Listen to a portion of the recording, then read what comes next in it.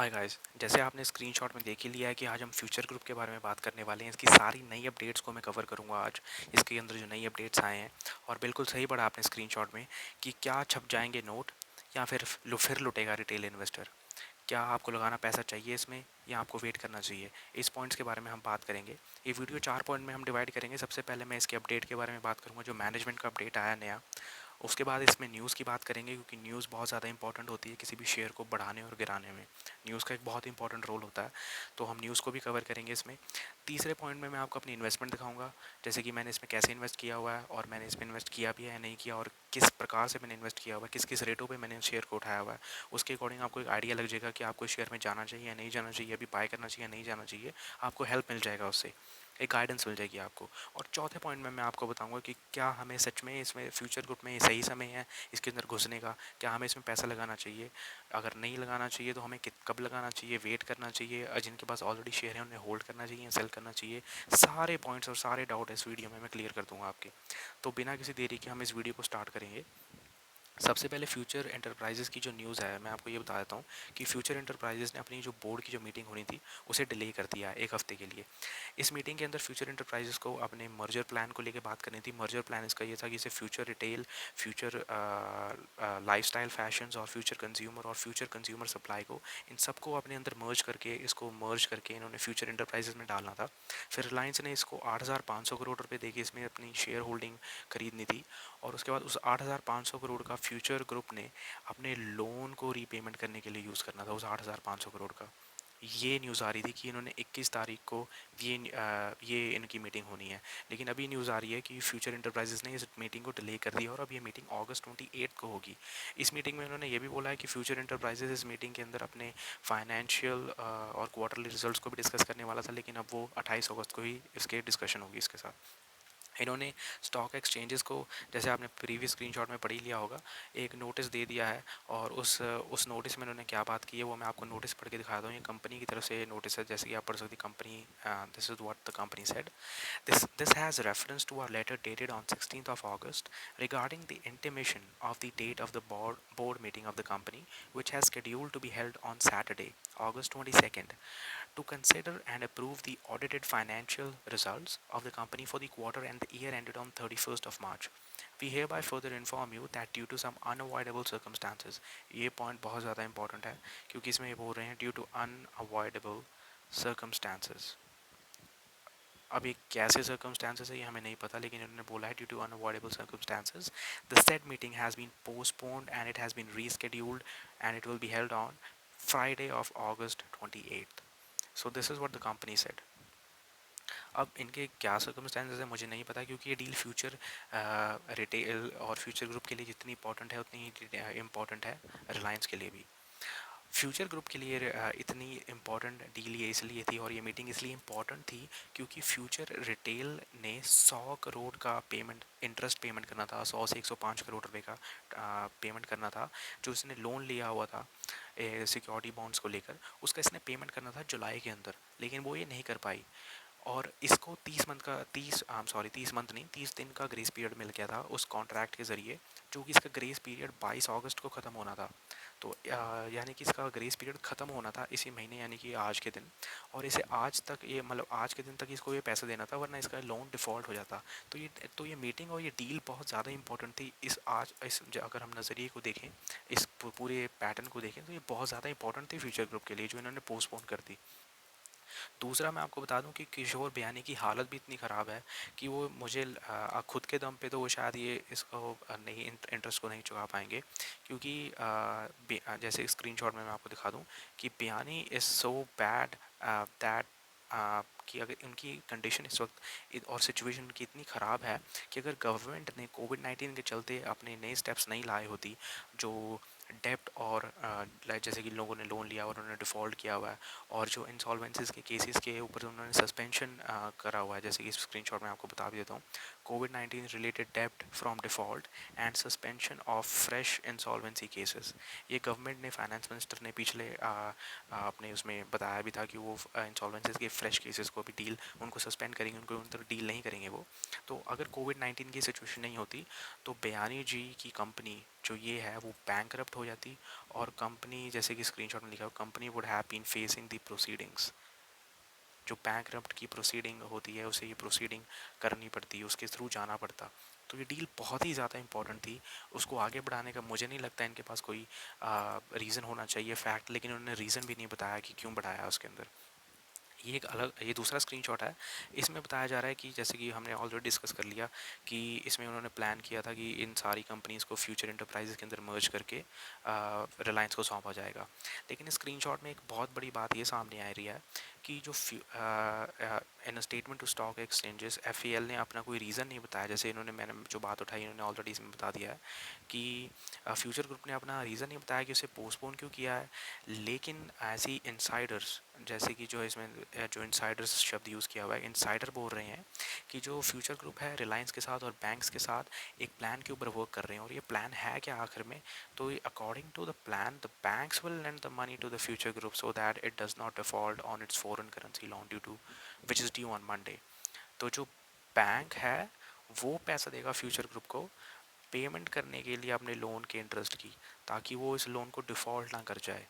तो ये पॉइंट तो मतलब मुझे कुछ बिल्कुल ही समझ नहीं आता, क्योंकि रिलायंस इन्वेस्टमेंट करने जा रहा है फ्यूचर रिटेल के अंदर, तो अपना वो फ्यूचर ग्रुप के अंदर, तो वो 105 करोड़ रुपए तो रिलायंस के लिए कुछ भी नहीं है। 10-15 हज़ार हैं जिस हिसाब से रिलायंस ने पैसा इकट्ठा कर लिया है कोविड के दौरान मार्केट से। तो 105 करोड़ भी वो अपने फ्यूचर ग्रुप को आराम से दे सकता था कि वो पेमेंट कर दे। तो इस चीज़ को इन्होंने रीज़न स्पेसिफिक नहीं किया। लेकिन आप रिटेल इन्वेस्टर हो और आपको न्यूज़ों से अपने कंक्लूजन निकालना है, कंक्लूजन निकालना है कि आखिर ऐसा हो क्यों रहा है। एक अपना भी आपको एक थिंकिंग और एक अपना भी एक आपको आंसर लेके चलना पड़ेगा। मुझे ऐसा लगता है कि इस वक्त रिलायंस जो है स्टील को पुश कर रहा है, ताकि जो ये लोन है इसका 105 करोड़ का रीपेमेंट करना है लोन का। और किशोर बियानी के लिए इस वक्त तो खैर उनकी हालत देख के पॉसिबल नहीं है कि वो शायद कर पाएँ, क्योंकि कंपनी के अंदर पूरा कैश क्रंच है। उनको, उनके पास कैश इतना अवेलेबल नहीं है कि वो, और वो पूरा जो है कैश वो पूरी तरीके से कोविड ने फ्यूचर ग्रुप को पूरी तरीके से इम्पैक्ट कर दिया है। तो रिलायंस इस डील को पुश करना चाहता है ताकि किशोर बियानी के ऊपर प्रेशर बने। और अगर ये लोन, अगर उसका डिफ़ॉल्ट हो जाता है, तो लोन डिफ़ॉल्ट होगा तो उसके वैल्यूएशन पे भी फ़र्क पड़ेगा। अगर उस कंपनी का वैल्यूएशन गिरेगा तो यानी कि रिलायंस को कम पैसे देने पड़ेंगे किशोर बियानी को फ्यूचर ग्रुप को ख़रीदने के लिए। ये एक बहुत बड़ा पॉइंट है जो मैं आपको बता रहा हूँ। ये कहीं से कोई न्यूज़ नहीं है या किसी ने बताया नहीं है, किसी न्यूज़ चैनल आपको बताएगा नहीं, लेकिन ये मेरा एनालिसिस है कि मुझे ऐसा लगता है। क्योंकि अगर रिलायंस इस वक्त डील में 24 से 27 हज़ार करोड़ इन्वेस्ट करना चाहता है इसमें और उनको देना चाहता है, ये डील सिर्फ टर्म्स पे ही रुकी हुई है। आपको ये बात समझना होगा। किशोर बियानी अपनी टर्म के ऊपर ये डील क्लोज करना चाहते हैं और रिलायंस जो ग्रुप है अपनी टर्म्स के ऊपर ये डील को क्लोज करना चाहते हैं। तो ये डील सिर्फ इसी टर्म्स और कंडीशन के ऊपर ही खिंचती चली जा रही है। और मुझे लगता है कि शायद रिलायंस इसलिए इस डील को थोड़ा अभी पुश बैक कर रहा है, ताकि चारों तरफ से हम किशोर बियानी को ट्रैप कर सकें, उनके पास कोई ऑप्शन ना हो। और बैंक जो है, अगर देखो आ, अब इसमें अगर किशोर बियानी पेमेंट नहीं कर पाते तो उनका लोन डिफ़ॉल्ट होगा, वैल्यूएशन गिरेगा, ऑब्वियसली स्टॉक भी गिरेगा, न्यूज़ ख़राब आएगी। तो रिलायंस जो 24 हज़ार करोड़ देने, 24 से 27 हज़ार करोड़ में कंपनी खरीदेगा, हो सकता है उसे 1,000-2,000 करोड़ का डिस्काउंट मिल जाए इसके तहत। तो ये एक हो सकता है आइडिया, लेकिन इसके बारे में हमें पूरी श्योरिटी नहीं है। एक इसमें मैं आपको बता दूं कि इसमें ड्यू टू द, और ये जो रीज़न है जो ये पूरा इसका ये इसलिए आया क्योंकि इसके पास due to accurate cash crunch इसको जुलाई में पेमेंट करना था, लेकिन इसके पास पैसे ही नहीं थे देने को, तो इस ये पेमेंट नहीं कर पाई और इसका वो 100 करोड़ का जो पेमेंट था वो डिले हो गया। तो कॉन्ट्रैक्ट के ज़रिए इन्हें 30 दिन का ग्रेस पीरियड मिला। स्क्रीनशॉट में ये सारी बातें लिखी हुई हैं, आप इसको पढ़ सकते हैं कि इसने ये लोन लिया हुआ था $500 मिलियन का सिक्योर्ड नोट्स ड्यू इन जनवरी 2025 तक का लोन लिया हुआ था और इसे पेमेंट करना था। 30 दिन का इसे ग्रेस पीरियड मिल गया था और अब वो ग्रेस पीरियड ख़त्म होने वाला था।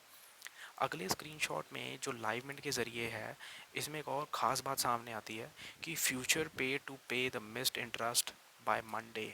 तो वो कह रहे हैं जो उन्होंने अपना इंटरेस्ट मिस कर दिया वो मंडे को चुका देगा। इस खबर में तो वो यही बता रहे हैं। इन सारे पॉइंट्स में उस डील के बारे में जो हमने ऑलरेडी डिस्कस कर लिया वो सारी डिटेल बताई हुई है। और इस वाले स्क्रीनशॉट में ये पूरी डिटेल्स जो हमने ऑलरेडी कवर कर ली है वो सारी बताई हुई है, इसका पूरा बैकग्राउंड इस डील का और ये कैसे कैसे देना था, ग्रेस पीरियड के बारे में हर चीज़ इसमें कवर की हुई है। आप इस स्क्रीनशॉट को ऊपर देख लीजिएगा, आपको पता लग जाएगा इसके रिगार्डिंग। और एक ख़ास बात जो इस स्क्रीनशॉट में मैं आपको बताने वाला हूँ, ये बहुत ज़्यादा इंपॉर्टेंट बात है।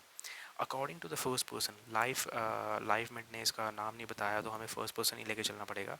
According to the first person, it can technically make the payment till Monday. और इट यहाँ पे फ्यूचर ग्रुप को लेके उन्होंने बोला है, तो इसके वो कह रहे हैं कि मंडे तक वो पेमेंट कर सकता है, क्योंकि डेडलाइन जो थी वो 22 अगस्त की थी और 22 अगस्त को तो छुट्टी है, 22 अगस्त को तो संडे है और डेडलाइन वो मतलब अपनी दे सकता है, मतलब वो उस दिन छुट्टी है तो वो छुट्टी वाले दिन कैसे पेमेंट करेगा। तो टेक्निकली वो मंडे को पेमेंट कर सकता है। और उन्होंने एक और बात इसमें बोल दी है कि यहाँ पे लिखा हुआ the person has added that the company should be able to make the payment as the funds are getting arranged. तो उन्होंने यहाँ पे बोला है कि कंपनी पेमेंट दे सकती है और वो फंड को अरेंज कर रही है, तो हो सकता है कि कंपनी मंडे को पेमेंट कर दे इसकी। इन्होंने इसके रिगार्डिंग इस फ्यूचर रिटेल को लाइवमेंट ने एक ईमेल भेजा था, लेकिन उन्होंने उस ईमेल को आंसर नहीं किया। बड़े लोग हैं, आंसर नहीं कर सकते वो। शेयर की बात करते हैं हम अब। फ्यूचर रिटेल का शेयर जैसे कि हम सब जानते हैं 19 अगस्त को यहाँ पर एक मैं आपको बताऊँ इसमें इतना उछाल क्यों आया हुआ है, अगर हम थोड़ा सा इसका ब्रीफ में डिस्कस करेंगे। 19 अगस्त को देखिए 9:30 बजे स्टॉक खुलता है 100 रुपये के अराउंड, 99 रुपये के अराउंड, और ये उसी उसी उसी रेंज में ये ट्रेड करता रहता है। लेकिन अचानक 11:30 बजे, 19 अगस्त को 11:30 बजे ये स्टॉक 101 पे, देखो यहाँ पे 101 पे था, और देखिए इसमें कितनी रैली आई है, 20% ऊपर चले गया था ये स्टॉक, जैसे कि हम देखें स्क्रीनशॉट में। अगले स्क्रीनशॉट में मैं आपको दिखाता हूँ। सिर्फ 12:30 बजे, जैसे इस यहाँ पे लिखा हुआ है कि 12:30 बजे अगर आप देखेंगे इस स्टॉक का जो वैल्यू था इस पॉइंट पे, इस वाले पॉइंट के ऊपर, ये 119 रुपये का हो गया था, यानी कि 20% का उछाल आ गया था स्टॉक के अंदर सिर्फ 1 घंटे के अंदर। और उसका रीज़न क्या था, उस दिन इन्होंने मार्केट में अफवाह आ गई थी कि जो डील जो है फ्यूचर रिटेल की, फ्यूचर ग्रुप की और रिलायंस की, वो क्लोज़ हो चुकी है। तो इन्होंने उसमें बोला था कि डील क्लोज़ ही कर दी है उन्होंने, और ये डील एक एनवलप में क्लोज़ हो गई है, बहुत जल्दी इसका आपको वो बता देंगे इसके रिगार्डिंग आपको इस बारे में न्यूज़ आउट हो जाएगी इसकी। और इसीलिए बहुत ज़्यादा स्टॉक काफ़ी ज़्यादा, जैसे हम देखें स्क्रीनशॉट में भी, तो ये किस हिसाब से भाग रहा है, और वो इसी हिसाब से भाग रहा है क्योंकि ये अफवाह के चक्कर में भाग रहा है इसमें, कि उनको लग रहा था कि 21 अगस्त की, कंपनी ने खुद बोला था कि हम 21 अगस्त को एक मीटिंग करेंगे और ये सारी बातें डिस्कस करेंगे, और 21 अगस्त को उन्होंने करनी भी थी, इसी चक्कर में इसका स्टॉक भाग रहा था, पर वो हुआ नहीं है। और ये स्टॉक अब मुझे लगता है कि शायद अगर मंडे को ये कंपनी पेमेंट कर दे अपने अपने लोन की, तो हो सकता है कि ये स्टॉक ऊपर जाए। लेकिन अगर ये लोन इसका डिफ़ॉल्ट होता है तो यहाँ से ये स्टॉक नीचे आएगा और इसमें लोअर सर्किट लगने के भी चांसेस हैं। तो हमने इसमें बात कर ली है अपडेट की, न्यूज़ की, सारी न्यूज़ कवर कर ली हमने, अपडेट को कवर कर लिया है। अब हम बात करेंगे स्ट्रैटेजी की। सबसे पहले मैं आपको इसमें अपना इन्वेस्टमेंट दिखाना चाहूँगा। ये देखिए ये स्क्रीनशॉट है। सबसे पहली बात मैं आपको बता दूं कि स्क्रीनशॉट में मैंने अपने ऑर्डर नंबर यहाँ पे इरेज कर दिए हैं, अपनी क्वांटिटी को इरेज कर दिया है यहाँ से। वो इसलिए इरेज कर दिया है क्योंकि हर एक इंसान का अपना अपना रिस्क टेकिंग कैपेसिटी होता है। अगर अब मैं आपको बता दूं कि मैंने 1 लाख रुपए के शेयर खरीद लिए हैं इस वक्त, और अगर मैं आपको बोलूं कि अगर आपको इस शेयर को, जैसे कि इसमें अभी न्यूज़ चल रही है, और अगर मैं आपको मना करूंगा तो कुछ बहुत ज़्यादा लोग देखिए वीडियो को फॉलो करते हैं और किसी वीडियो को फॉलो कर लेते हैं वो, तो वो कहेंगे खुद तो इस बंदे ने 1 लाख रुपये लगा दिया और हमें बोल रहा है कि अभी रुक जाओ, अभी मत लगाओ, तो हम भी लगा लेते हैं। और अगर बाई चांस अगर मंडे को न्यूज़ ख़राब आती है और अगर स्टॉक गिरता है, तो लोगों का पैसा का इसमें, क्योंकि रिटेल इन्वेस्टर ने बहुत मेहनत से अपना पैसा कमाया होता है, इसलिए मैंने अपने यहाँ पे क्वांटिटी जो मैंने बाय की है और अपना ऑर्डर नंबर यहाँ पे शेयर ही नहीं किया है। लेकिन मैंने आपको इस वीडियो में ये ज़रूर बताया है, इस मतलब स्क्रीनशॉट में ये ज़रूर बताया है कि मैंने कितने कितने रेट पर कब ये शेयर खरीदे हैं। जैसे कि आप इसको देखते हैं, मैंने फ्यूचर रिटेल को 14 अगस्त को 3 बजे के करीब ख़रीदा था और 103 रुपये का भाव पे ख़रीदा था इसको मैंने। उसी तरह ये फ्यूचर लाइफस्टाइल है, जो लाइफस्टाइल का इनका कंपनी है, इसको भी मैंने ख़रीदा था। इसका ऑर्डर नंबर मैंने इरेज कर दिया थोड़ा बहुत, ताकि ये पूरा ना दिखे। क्वांटिटी भी मैंने इसमें इरेज करी हुई है यहाँ पे, लेकिन मैंने इसको आपको दिखाया कि 116 रुपये का मैंने ख़रीदा था ये, इतने रुपये, इतने बजे, 2:45 बजे के अराउंड ही उसी दिन। और एक्चुअली ये ज़ीरोधा के प्लेटफॉर्म में मैंने डिस्क्लोज़ क्वांटिटी का ऑर्डर लगाया हुआ था। तो ये उस वक्त मैंने जैसे डिस्क्लोज़ क्वांटिटी, आप सबको पता भी होगा, आप ट्रेड करते हैं, अगर आपको नहीं पता तो मैं उसके रिगार्डिंग आपको बता दूंगा ज़ीरोधा का प्लेटफॉर्म पे एक में वीडियो बना के, अगर आपको नहीं पता मुझे बता दीजिएगा। तो जितने भी शेयर उस वक्त अवेलेबल थे 116 रुपये 75 पैसे पे, वो मुझे उस वक्त मिल गए। और बाकी के शेयर जो थे वो मुझे 116 रुपये और 55 पैसे के रेट पे मुझे मिले गिरने के बाद, क्योंकि मैंने उसको उसी वक्त लेना चाहता था। इस स्क्रीनशॉट में मैंने येस बैंक को कवर किया हुआ है। ये येस बैंक को कवर मैंने इसलिए किया हुआ है यहाँ पे, क्योंकि मैं आपको बता दूँ कि मैंने 13 अगस्त को येस बैंक के 3000 शेयरों को सेल किया था। और किस रेट पे सेल किया था वो आपको दिख ही रहा है यहाँ पे, 17 रुपये 16 पैसे के ऊपर। तो मैं आपको बताना चाहता हूँ कि मैं येस बैंक के अंदर स्विंग ट्रेडिंग कर रहा हूँ। जब मैंने इस स्टॉक को बेचा था उस वक्त मैंने इसका वीडियो बनाना चाहता था, लेकिन मैंने बनाया नहीं था, क्योंकि उस वक्त येस बैंक थोड़ा उसमें लोअर सर्किट तो लगा था जब मैंने बेच दिया था, लेकिन थोड़ा उसका वैल्यू भी मुझे लग रहा था कि उस वक्त के बाद वो थोड़ा और नीचे जा सकता है। तो इसलिए मैंने उसको उस वक्त उसका वीडियो नहीं बनाया हुआ था, कि क्योंकि मैं येस बैंक के अंदर स्विंग ट्रेडिंग कर रहा हूँ। मैं अपना एक्सपीरियंस और अपने ट्रेड आपके साथ शेयर ज़रूर करूँगा येस बैंक के ऊपर। बहुत जल्दी मैं उसका वीडियो बनाऊंगा, क्योंकि मुझे लगता है वो सही वक्त आ गया है जब हमें येस बैंक के ऊपर वीडियो बनाना चाहिए, ताकि आप उससे सीख सकें और आप उसके अंदर इन्वेस्टमेंट करके पैसा कमा सकें। तो उसके जल्दी मैं बहुत ही जल्दी येस बैंक के ऊपर एक वीडियो बनाने वाला हूँ। जैसे कि आप देख सकते हैं 3000 स्टॉक्स को मैंने सेल किया था 17 रुपये के भाव पे। मैं उस वीडियो में बताऊंगा मैंने कितने रुपए पे ख़रीदा था, कब ख़रीदा और मुझे कितना प्रॉफिट हुआ और कितने दिनों में ये प्रॉफिट हुआ। और ये सारी बातें हम कवर करेंगे येस बैंक की। लेकिन इस वक्त हम फ्यूचर रिटेल की बात कर लें। येस बैंक के वीडियो को मिस मत कीजिएगा, वो बहुत जल्दी आएगा और मैं उसमें आपको बताऊंगा कि आपको अब उसमें घुसना चाहिए नहीं, और कैसे आप अपनी ट्रेडिंग से मुनाफा कमा सकते हैं येस बैंक के अंदर, जो कि एक अच्छा खासा मुनाफा होगा। येस फ्री टेल, जैसे मैंने आपको बताया पिछले स्टॉक में कि ये 100 रुपये के अराउंड ही चल रहा था। मैंने सोचा कि 100 रुपये के अराउंड चल रहा था, 12 14 अगस्त की बात थी। तो मैंने सोचा था जब इससे नीचे आएगा तो मैं इसके 95 रुपये के अराउंड और ख़रीदूँगा। लेकिन जैसा कि मैंने आपको बताया उस दिन ये न्यूज़ आ गई और ये स्टॉक भाग गया। उस दिन ज़्यादातर एक्चुअली मैं ट्रेड करता हूँ 3 बजे ख़त्म होने वक्त, क्योंकि उस वक्त इंट्राडे स्क्वेयर टाइम होता है। बहुत लोगों ने जैसे इंट्राडे में ट्रेड कर रहे होते हैं तो उस वक्त अपने स्टॉक सेल करते हैं अपना प्रॉफिट बुक करने के लिए, या अपने स्टॉक को उनको स्क्वेयर ऑफ करनी होती है अपनी पोजीशनें। तो जब वो स्क्वेयर ऑफ करते हैं तो उस वक्त शेयर मार्केट में बिकने के लिए आ जाते हैं और स्टॉक में आपको थोड़ा बहुत डिप देखने को मिल जाता होता है। तो मैं 3 बजे के अराउंड मैंने इस वक्त इस स्टॉक के ऊपर मैंने निगाहें बनाई हुई थी उस वक्त, जब ये अपर सर्किट में चला गया था 20% के अपर सर्किट पे। लेकिन फाइनली मैंने स्टॉक को 119 रुपये पे भी ख़रीद लिया। स्टॉक इस वाले स्क्रीनशॉट में मैं आपको बता रहा हूँ 119 रुपये का मैंने स्टॉक ख़रीदा क्वांटिटी, और इसमें मैं आपको फिर नहीं बताऊंगा क्योंकि मैं नहीं चाहता आपका रिस्क हो इस पॉइंट पे। क्योंकि ये इस वक्त फ्यूचर रिटेल के अंदर कोई कंफर्म न्यूज़ नहीं आ रही कि रिलायंस इसको खरीदेगा या नहीं खरीदेगा। ये सिर्फ अफवाहों के ऊपर ट्रेड हो रहा है। अफवाहों के चलते अगर मैं अपने रिटेल इन्वेस्टर को बता दूं कि मैंने इतना इन्वेस्टमेंट कर दिया है इसमें, और अगर आप उसको फॉलो करके अपना इन्वेस्टमेंट कर दो, कल को अगर ख़राब न्यूज़ आ जाए तो आपके पैसे ख़राब डूब जाएँ उसमें। मेरा रिस्क टेकिंग जो कैपेसिटी है वो अलग हो सकती है आपसे। मैं कुछ अपना रिस्क अफोर्ड कर सकता हूँ, लेकिन आप शायद उतना अफोर्ड ना कर पाएँ।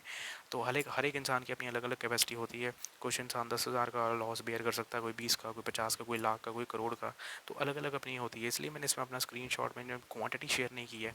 क्वांटिटी बता दूँगा तो आपको पता लग जाएगा कि मैंने कितने लाख रुपए का इसमें इन्वेस्टमेंट किया, और अगर ये नीचे आ जाता है तो आपको पता लग जाएगा कि मुझे कितना आप इसको फॉलो करके अगर आप इन्वेस्ट करते हैं तो अगर आपको लॉस होता है तो मैं नहीं चाहता आपको इस पॉइंट पे हो, क्योंकि इस वक्त ये सिर्फ अफवाहों के ऊपर जा रहा है। मैं इसमें थोड़ा जो है स्विंग ट्रेडिंग कर रहा हूँ, तो मैं प्रॉफिट लगते बेच दूंगा, इसमें लॉस में नहीं निकलूंगा। प्रॉफिट मैं अपना बुक ज़रूर कर लूँगा कुछ वक्त के बाद ही। तो ये स्टॉक ऊपर जाएगी, डील तो देखिए होगी। रिलायंस छोटा मोटा ब्रांड नहीं है, उसने बोला है तो वो खरीदेगा तो वो खरीदेगा ही। बस वो अपनी टर्म्स के ऊपर खरीदना चाहता है और थोड़ा प्रेशर बनाना चाहता है किशोर बयानी को, ताकि वो अपनी जो थोड़ी टर्म्स है उनको थोड़ा कम करें और रिलायंस की अपनी टर्म्स के ऊपर ये डील क्लोज हो। तो फ्यूचर ग्रुप को रिलायंस खरीदेगा ही, और जब ये खरीदेगा तो स्टॉक हाथ नहीं आने वाला, बहुत बड़ा रिटर्न देने वाला है। ये किसी लॉटरी की तरह का नहीं हो, लॉटरी से कम नहीं होने वाला। इसलिए आप लोगों को ये स्टॉक में तो ज़रूर इन्वेस्टमेंट करना चाहिए जब इसका न्यूज़ आएगा। और मैं अपनी अगली वाली स्ट्रैटेजी में आपको बताऊंगा अभी कि आपको इसमें जाना चाहिए कि नहीं जाना चाहिए। देखिए मैंने इसको 119 रुपये के भाव पे, जैसे मैंने I am really sorry screen और चेंज हो गया है। मैंने इसको जैसे आपको बताया पिछले में मैंने 102-3 रुपये के भाव पे भी ख़रीदा था। उसके बाद मैंने इसको 119 रुपये के भाव पे भी ख़रीदा था। लेकिन जो मेरा एवरेज कॉस्ट है वो 112 रुपये का है। इस स्क्रीनशॉट में मैं अपने पोर्टफोलियो में आपको दिखाऊंगा कि ये मैंने एक बार फिर से यहाँ पे क्वांटिटीज़ और अपना जो प्रॉफिट यहाँ पे है वो आपको देखिए। मैंने 112 रुपये का है और 122 रुपये का हो रहा है, तो प्रॉफिट तो हो ही रहा है। आपको भी खुद प्रॉफिट कमा रहा है और हमें नहीं बता रहा, और हमें बोल भी रहा है कि इन्वेस्टमेंट ना करो इस वक्त। क्योंकि मैं आपको नहीं कहना चाहता इस वक्त कि आप इन्वेस्टमेंट के लिए जाओ इसमें, क्योंकि ये अफवाहों के ऊपर ट्रेड कर रहा है। कल अगर इसके अंदर ख़राब न्यूज़ आ गई तो ये स्टॉक नीचे गिरने में भी वक्त नहीं लगाएगा, और उस वक्त आपका इन्वेस्टमेंट अगर आप कर लोगे और आपका डूब सकता है उस वक्त। और आपको आपको डिप पे बाय करना चाहिए स्टॉक को। अगर इसमें डिप आए तो आप उस वक्त इसको बाय कर लो। तो इसलिए मैं आपको ये अपना प्रॉफिट इसको नहीं दिखा रहा, आपको प्रॉफिट देख के इनकरेज ना हो जाए और आप कहीं इसमें इस वक्त जाके कहीं इन्वेस्टमेंट ना कर लो। इसलिए मैंने इसको कवर किया हुआ है। और कोई रीज़न नहीं है इसको कवर करने का। जैसे कि आप देखते हो मेरे रिटर्न के ऊपर मुझे 8% का भी रिटर्न हो रहा है इस पर। अगर ये स्टॉक नीचे भी आता है इस वक्त, और इस वक्त इसमें 4% का, यहाँ पे अभी मैंने जब ये स्क्रीनशॉट लिया था 4% की गिरावट थी, 129 यहाँ शायद 128 के अराउंड ट्रेड हो रहा था, तो मुझे प्रॉफिट और भी ज़्यादा हो रहा था उसके ऊपर। तो मेरा एवरेज प्राइस जो है वो यहाँ पे 112 रुपये का है। मैंने फ्यूचर रिटेल के अंदर देखिए जब 70 रुपये का था मैंने तब भी इसको ख़रीदा था, जब अमेज़ॉन की न्यूज़ आई थी कि वो फ्यूचर क्यूपॉन्स के अंदर अपना हिस्सेदारी ली है उसने। तो मैंने 70 रुपये के अराउंड तब ख़रीदा था, और तभी अपर सर्किट में चल रहा था, किसी को मिल भी नहीं रहा था। और उसके बाद ये न्यूज़ भी आई थी कि रिलायंस इसको ख़रीदने वाला है, लेकिन मैंने इसको फिर बेच दिया था 107 ये के अराउंड, क्योंकि वो डील इतना लंबा खिंच रहा था, ये स्टॉक भी कुछ नहीं करवा रहा था। वो कह रहे थे कभी ख़रीद रहे हैं, ख़रीद रहे हैं, ख़रीद रहे हैं, वो डील हर बार एक्सटेंड हो जाती थी। तो मैंने सोचा था कि इसके अंदर पैसे लगाने, क्योंकि अभी न्यूज़ तो कुछ आई नहीं, जब न्यूज़ आएगी तभी लगाएंगे, क्योंकि तभी ये स्टॉक बहुत ज़्यादा भागेगा। तो अभी वो पैसे को यहाँ से बेच के प्रॉफिट लेके किसी और में चलते हैं और वहाँ से पैसा कमाते हैं। तो मैंने फ्यूचर को रिटेल के शेयर को तब भी बेच दिया था, लेकिन मैंने अब इसको पीछे 14 अगस्त को ख़रीदा था, क्योंकि 21 अगस्त इसकी डेडलाइन थी। तो मुझे लगा था कि 21 अगस्त तक तो कोई कंपनी कोई अच्छा डिसीजन लेगी, और इसलिए मैंने इस शेयर को 14 अगस्त को 103 रुपये के भाव पे ख़रीद लिया था। 105 पे ट्रेड कर रहा था, डिप आया और मैंने 103 पे ख़रीद लिया था। उसके बाद ये 100 रुपये भी चले गया था। मैंने सोचा था जब 95 पे आएगा मैं तब खरीदूंगा, लेकिन वो आया नहीं। उसके बाद वो, जब जैसे मैंने आपको बोला, अफवाह आ गई और कि वो उसकी डील क्लोज़ हो चुकी है और वो 20% ऊपर चले गया, तब मैंने 119 रुपये पे भी ख़रीदा था। तो लेकिन मेरा एवरेज कॉस्ट बढ़ गया, 112 रुपये है। लेकिन ये स्टॉक में अभी रिस्क बहुत ज़्यादा है, इसलिए मैं आपको अभी थोड़ा अवेयर करना चाहता हूँ इसके रिगार्डिंग। तो ये मैंने आपको अपने इन्वेस्टमेंट बता दी, स्ट्रैटेजी इसमें सारी, कि इसमें कैसे मैंने क्या कितने कितने रुपए पे कहाँ कहाँ मेरी एवरेज कॉस्ट क्या है, ये सब मैंने आपको बता दी, क्योंकि मैं आपसे छुपाना नहीं चाहता। मैं आपको नहीं बताना चाहता वो चीज़ जिसमें मैंने खुद ही ना कुछ किया हो। मैं आपको इसलिए बताना चाहता हूँ क्योंकि आपका नुकसान ना हो, आपका प्रॉफिट हो। अब मैं इस वक्त 123 रुपये के अराउंड ये स्टॉक ट्रेड कर रहा है यहाँ पे। तो अब मैं आपको बताता हूँ कि आपको इसमें जाना चाहिए या नहीं जाना चाहिए। देखिए, अगर आप कंजर्वेटिव इन्वेस्टर हैं तो आपको इस स्टॉक को अभी के लिए अवॉइड करना चाहिए। जब इसमें पक्की न्यूज़ आ जाए तो उस वक्त आप इसमें घुसें, अपना इन्वेस्टमेंट अच्छा खासा इसमें लगाएं, क्योंकि अगर आप इसमें इन्वेस्टमेंट करते हैं तो आपको एक बहुत बढ़िया रिटर्न देगा। आप देखोगे 1-2 दिन के अंदर ही, 2-3 दिन के अंदर ही अपना 200 से 250 तक का लेवल को अपना टच कर सकता है ये, क्योंकि 122-23 पे तो अभी आया है ये। न्यूज़ आएगी तो 130, शायद अगर अच्छी न्यूज़ आए तो ये शायद 130 135 के राउंड खुले, और 20% भी अगर हम मान के चले तो 3 दिन के अंदर 220 से ऊपर तो आपको आराम से बना के दे ही देगा। अगर आप 150 रुपये भी उसको खरीदते हो उस वक्त, तो आपको एक अच्छा खासा प्रॉफिट हो जाएगा। अगर आप थोड़ा रिस्क लेना चाहते हैं स्टॉक में, अगर आप चाहते हैं कि नहीं हमें थोड़ा और प्रॉफिट कमाना है और हम इस वक्त इस स्टॉक में घुसना चाहते ही हैं, तो आप क्या कर सकते हैं स्टॉक में अपने इन्वेस्टमेंट का। जैसे कि आपके पास अगर 10,000 रुपये हैं और आपके पास 10,000 ही आपने फ्यूचर ग्रुप में लगाने हैं, तो आप अपना 25% उसमें इस वक्त लगाइए, यानी कि 2,500 रुपये। 2,500 के स्टॉक खरीदिए, अभी लगाएं इस वक्त। जब डिप आए तो एक बार फिर से 2,500 का इसमें अपना और अपने पैसे को लगा दें इसमें। अगर आगे फर्दर डिप आता है तो आप अपने उस हिसाब से इन्वेस्टमेंट कीजिए। और अगर इसमें न्यूज़ अच्छा आ गया कि अगर इसमें पक्की बात आ गई कि हाँ खरीदने ही वाला है, तो उस वक्त आप अपने सारे पैसे इसमें लगा दीजिए, क्योंकि आपको बहुत बढ़िया रिटर्न मिलेगा। आपका एवरेज कॉस्ट भी कम रहेगा और आपको प्रॉफिट भी अच्छा मिल जाएगा, मार्जिन के ऊपर मिल जाएगा।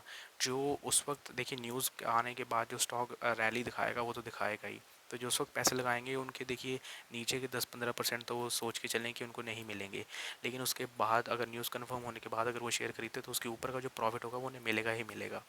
जो रिस्क ले सकते हैं वो अपना थोड़ा थोड़ा कैपिटल इसमें लगा सकते हैं।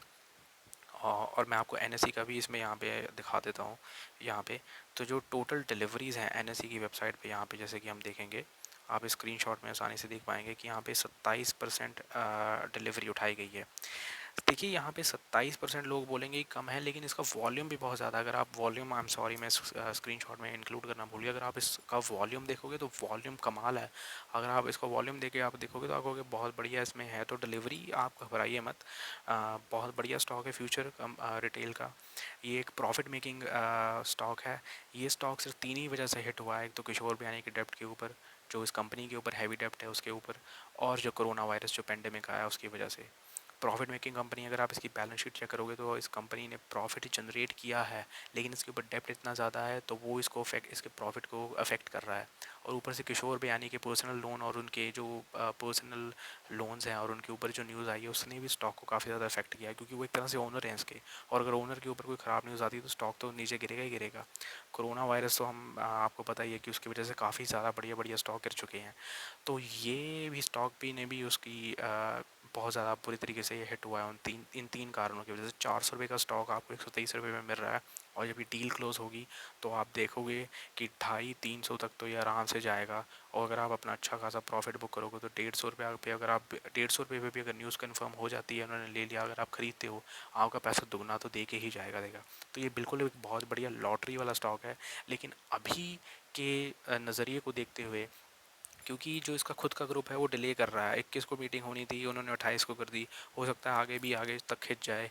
लोन अगर इसने अपना ना पेमेंट कर पाया तो डिफ़ॉल्ट हो जाएगा लोन, और शायद हो सकता है कि ये स्टॉक नीचे भी आ जाए, तो तब आपको मौका मिलेगा ख़रीदने का।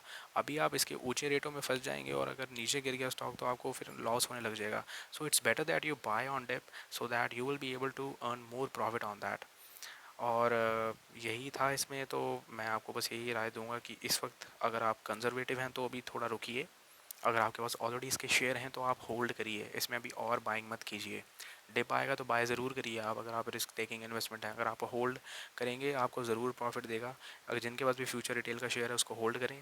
जिन्होंने नहीं ख़रीदा हुआ और वो इसके अंदर ख़रीदना चाहते हैं, रिस्क लेना चाहते हैं, तो अपने इन्वेस्टमेंट का 25% अभी लगाएं इसके अंदर, और जब न्यूज़ कंफर्म हो जाए अपना बाकी का कैपिटल लगा दीजिए, ताकि आपको एक अच्छा रिटर्न मिल जाए। जो कंजर्वेटिव हैं वो भी इस स्टॉक से थोड़ा दूर रहें, क्योंकि हो सकता है इसके अंदर कोई ख़राब न्यूज़ आए और ये नीचे आए। तो मैं आप लोगों को यही सलाह दूंगा। और इस वीडियो को मैं एक कोट के साथ एंड करूँगा। ये कोट मुझे बहुत ज़्यादा पसंद आया, इसलिए मैं कोट के साथ एंड करूँगा। Some people don't like change, but you need to embrace the change if the alternative is disaster. तो ये कोट मुझे बहुत ज़्यादा पसंद है, और आई होप दैट कि आपको ये वीडियो पसंद आया हो। अगर ये वीडियो पसंद आया हो, पूरा एनालिसिस पसंद आया हो, बहुत मेहनत अगर आपको हमारी अच्छी लगी जो पूरी न्यूज़ की, और अगर एनालिसिस के तहत आपको कुछ अच्छा लगा, तो आप इस प्लीज़ चैनल को सब्सक्राइब करें। अगर आपको ये वीडियो वाकई में पसंद आई है और आपको हमारा काम पसंद आया है, तो आप इस वीडियो को लाइक करें, कमेंट करें और शेयर ज़रूर कीजिएगा। और we wish you a great day, and please stay safe. Corona के केसेस भी बढ़ रहे हैं, तो अपना ध्यान रखें, and have a great day and take care of yourself. Thank you so much.